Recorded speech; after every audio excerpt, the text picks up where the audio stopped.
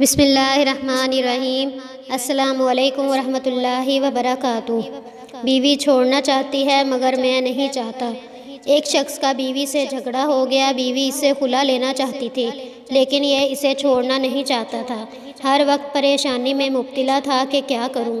میں نے اس کو ایک عمل بتایا کہ قرآن مجید کی ہر سطر پر انگلی پھیرتے ہوئے نستغفرک ونتوب الیک پڑھو اور مقصد کا تصور کر کے پڑھو۔ اس کے 12 سپارے بھی نہیں ہوئے تھے کہ بیوی نے خلا لینے کا ارادہ ترک کر دیا۔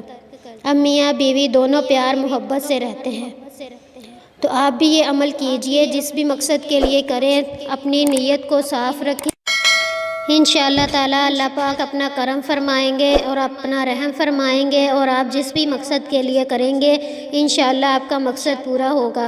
بہت ہی آسان عمل ہے اور آزمودہ عمل ہے، آپ بھی کیجئے اور دوسروں کے ساتھ بھی شیئر کیجئے۔